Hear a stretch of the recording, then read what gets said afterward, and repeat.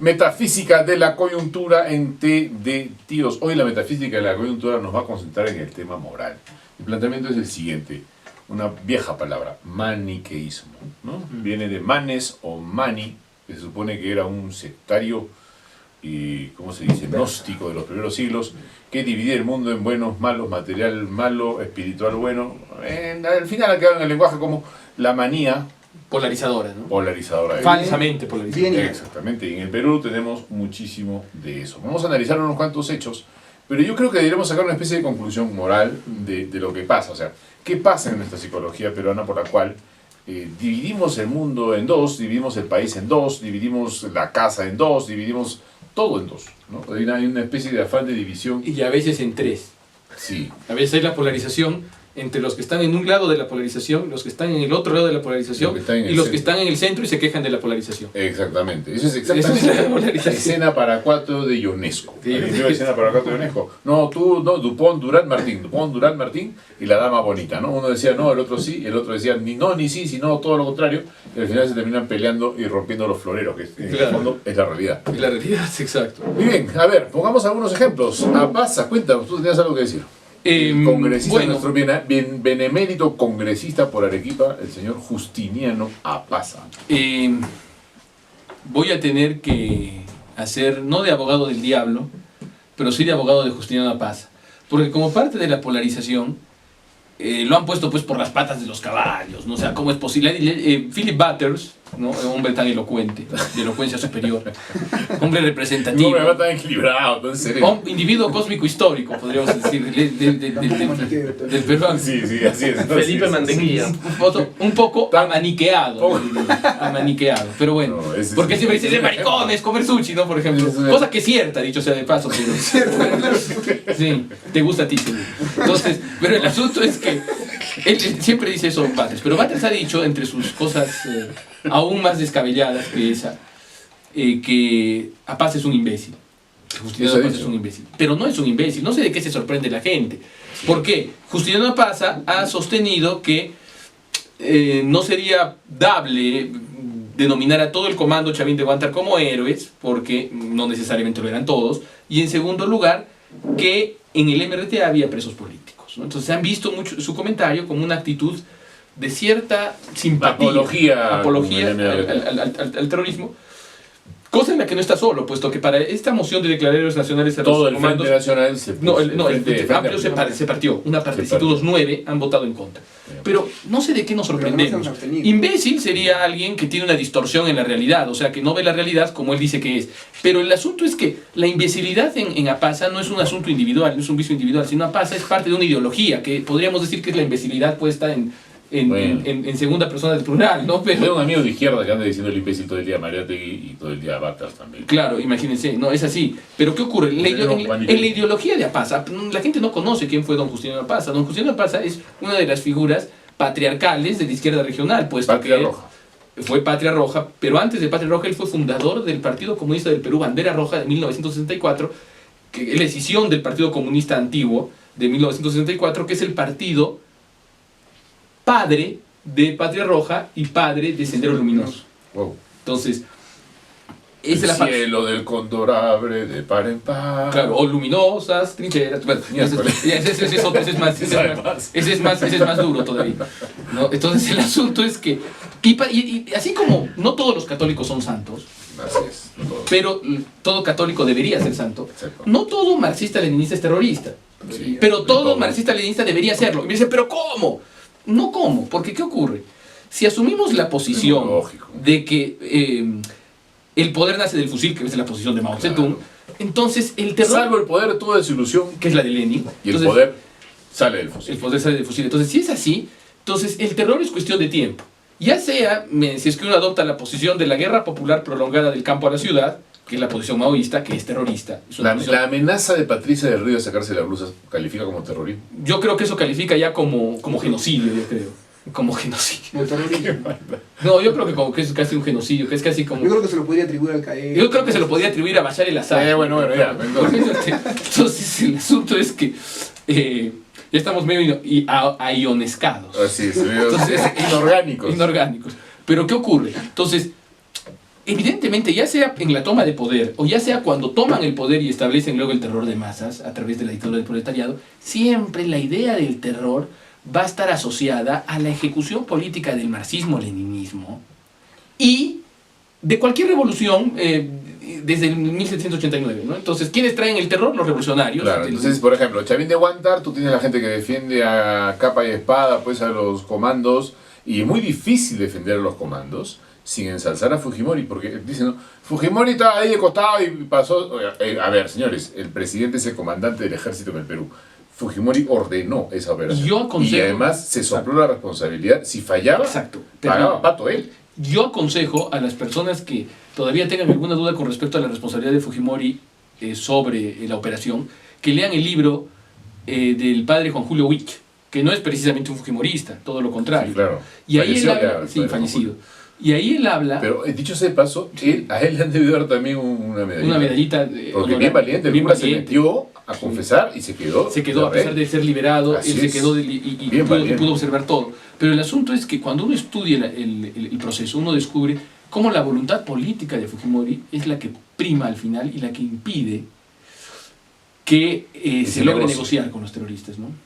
¿Qué hubiera pasado si se lograban negociar con los terroristas? Ahí es muy difícil, y esa es la polarización, ¿no? Tan malo es Fujimori, tan el demonio que es Fujimori, que solo ensalzamos a Chavín de Huántar, pero el que dio la orden fue él.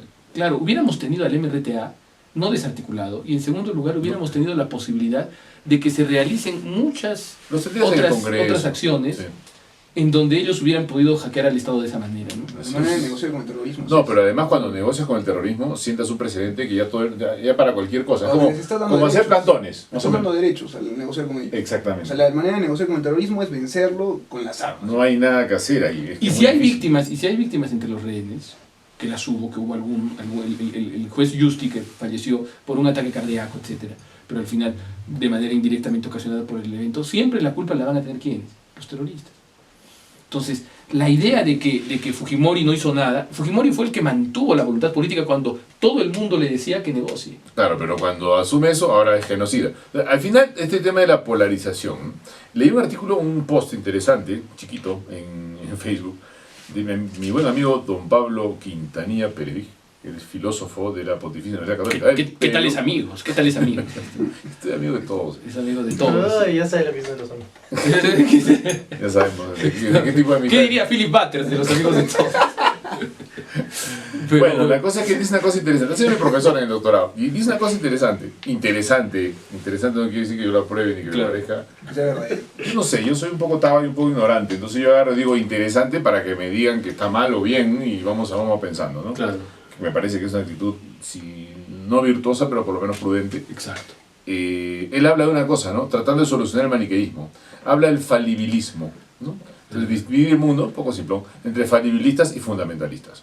Dos fundamentalistas se van a matar necesariamente, en cambio los falibilistas, que no tienen creencias duras, van a ser capaces de cuestionar sus propias creencias y enfrentarse entre ellos.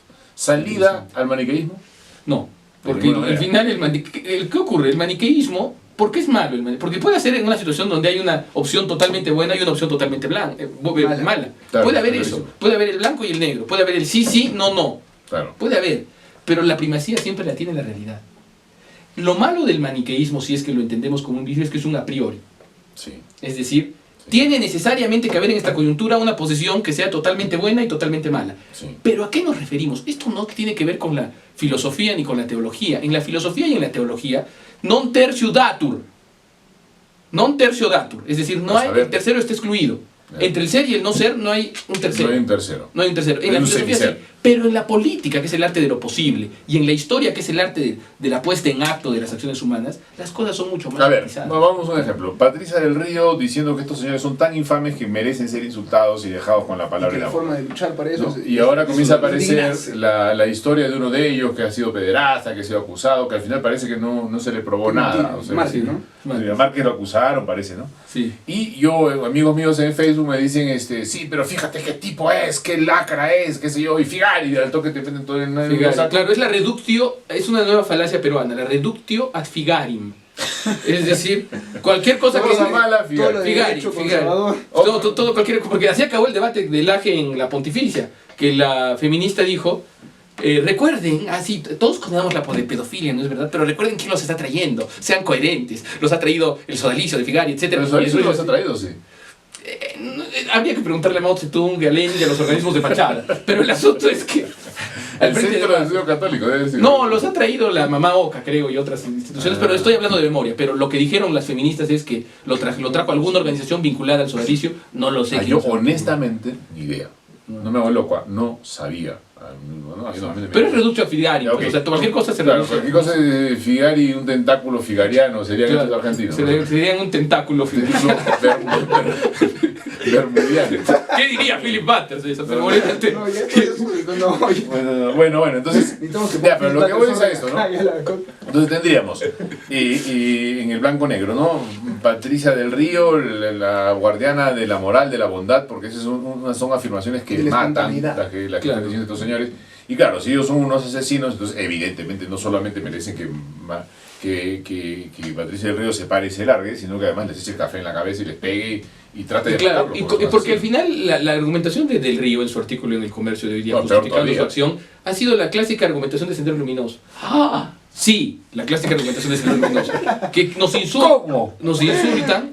insultan, nos oprimen, y nosotros que somos oprimidos tenemos derecho a la violencia. Es decir, los supuestos oprimidos tienen derecho a toda clase de violencia. Basta ya de dejar que a uno lo insulten y sonría, pero los tipos no le insultaron, nunca. Solamente dijeron, después hicieron una pregunta, y preguntar no ofende, cuando ella se había ido, sí. ¿Cómo pueden tener periodistas así? De ese nivel. Ni siquiera evaluando el nivel. Y claro, Carvalho... Un periodista que te hace una pregunta y no te deja contestar, en verdad es un periodista, digámoslo suave, de un gran nivel. ¿No? Entonces, no le he insultado en ninguna parte, pero el problema es que aquí nuevamente caemos en este a priori, que es un prejuicio al final, del maniqueísmo. Vámonos al otro lado. Ahora los buenos serían los señores argentinos que están defendiendo al mundo de la ideología de género y que por lo tanto están destapando, desarmando esta monstruosidad de la ideología de género. Pero aquí tenemos un tercio, no un dato. Sí, o sea, entre el error y la verdad no hay un tercio, no hay nada que se le parezca en filosofía. Entonces, en filosofía y en teología. Y al final, la historia nos enseña que este falibilismo, este relativismo es hermano del fundamentalismo en cuanto irracionalista. Son dos caras, sí. Son dos caras. Entonces aquí la batalla no es, si existe alguna polarización, no es la polarización maniquea de Quintanilla, que habla del falibilismo contra el fundamentalismo, sino la batalla es entre el irracionalismo y el racionalismo. Entre el irracionalismo representado por el jano bifronte maldito del relativismo y del fundamentalismo islámico irracionalista, jano bifronte monstruoso y maldito. Y en el otro aspecto estaría la tradición socrática, que habla de una naturaleza y que habla de una verdad, y que no necesariamente es religiosa. Sí, claro, es una verdad. Sí, pero a ver, digan, que es lo que más le ardió a Patricia del Río cuando hablaron de una verdad natural. Es ahí donde se encrespó horrible, como si le hubieran echado bendita. Porque toda afirmación del ser es odiada por toda esta gente. Claro, exacto. A un endemoniado. Y eso tiene que ver con el maniqueísmo, ¿no? Porque la afirmación de... pero mira, un ratito. Primero, es que ese es el rollo, pues hablar de esta gente, ¿no? Theo Van Dijk, sobre el cual yo hice una tesis, ¿no? Te habla de este tema de los prejuicios, incluso en la manera de hablar. Yo creo una cosa, para mí la curación, por lo menos momentánea, o por lo menos el irudoid de la cosa, o por lo menos, ¿cómo decirlo? No sé, una cierta corrección, hasta política. Son dos cosas. La cortesía y la cultura. Son dos cosas que no debemos perder nunca. Ahora, ¿qué es la cortesía? La cortesía es la liturgia viva de la caridad fraterna. Exactamente. Entonces, y uno puede ser cortés con los enemigos, es más, no solo puede, debe ser cortés con los enemigos. Y ahí uno puede ver la historia de Saladino con Ricardo Corazón de León.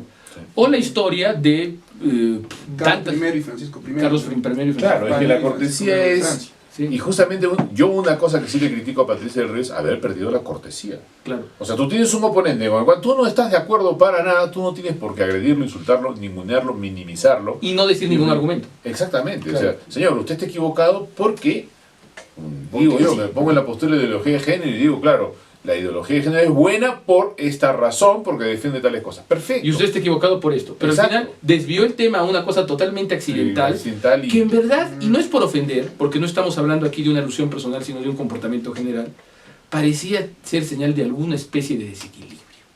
Lo dejo ahí. Sí, se vio bastante desequilibrado. Muy bien, eso fue la metafísica de la coyuntura. Tedios.